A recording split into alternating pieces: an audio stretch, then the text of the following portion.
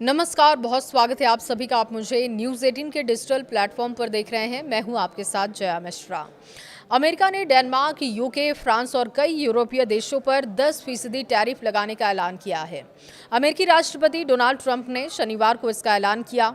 Trump की ओर से इन देशों पर यह टैरिफ अमेरिका के ग्रीनलैंड पर कब्जे के प्लान का विरोध करने के लिए सजा के तौर पर लगाया गया है। देखिए, यूरोप के देशों ने अमेरिका की ग्रीनलैंड पर कब्जे का लगातार विरोध किया, जिसे देखते हुए ट्रंप ने दबाव बनाने के लिए ये कदम उठाया है। डेनमार्क, ब्रिटेन, फ्रांस और देशों पर 1 फरवरी से नया अमेरिकी टैरिफ लागू हो जाएगा। ये फैसला ट्रंप की उस चेतावनी के एक दिन बाद आया है जिसमें उन्होंने कहा था कि वो उन देशों पर टैरिफ लगाएंगे जो उनके ग्रीनलैंड प्लान का विरोध करते हैं।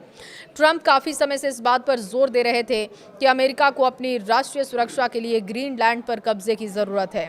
ट्रंप ने सोशल मीडिया पर लिखा, हम ग्रीनलैंड पर अमेरिका के कंट्रोल का विरोध करने के लिए 8 यूरोपीय देशों के सामानों पर फरवरी से 10% इंपोर्ट टैक्स लगाएंगे।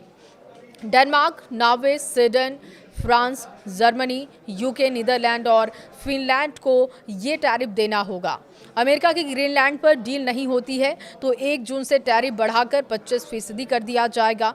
डोनाल्ड ट्रंप ने शुक्रवार को दुनिया को धमकाते हुए कहा कि सभी देशों को ग्रीनलैंड पर कब्जे की अमेरिकी योजना का साथ देना होगा और ऐसे देश जो इस मुद्दे पर अमेरिका का साथ नहीं देंगे उन पर भारी टैरिफ लगाया जाएगा।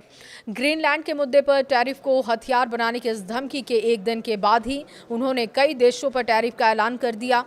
ग्रीनलैंड पर क्यों है ट्रंप की नजर, ये भी समझिए। देखिए, फ्रांस, ब्रिटेन, डेनमार्क, ग्रीनलैंड और यूरोप के ज्यादातर देश अमेरिका की इस योजना के विरोध में हैं। ये देश नहीं चाहते हैं कि ग्रीनलैंड को अमेरिका अपने नियंत्रण में ले और ऐसे में ट्रंप इन देशों पर आक्रामक हैं। हालांकि पारंपरिक रूप से देश अमेरिका के सहयोगी रहे हैं। अमेरिका का ये कदम दुनिया को हैरत में डाल रहा है। ग्रीनलैंड प्राकृतिक संसाधनों से भरपूर द्वीप है जो कि उत्तरी अमेरिका और आर्कटिक के बीच में है। करीब 57,000 की आबादी वाले इस द्वीप को 1979 से स्वशासन हासिल है, लेकिन रक्षा और विदेश नीति डेनमार्क के हाथों में है। ग्रीनलैंड के लोग और नेता अमेरिका का हिस्सा बनने के विचार के खिलाफ अपना पक्ष रखते रहे हैं।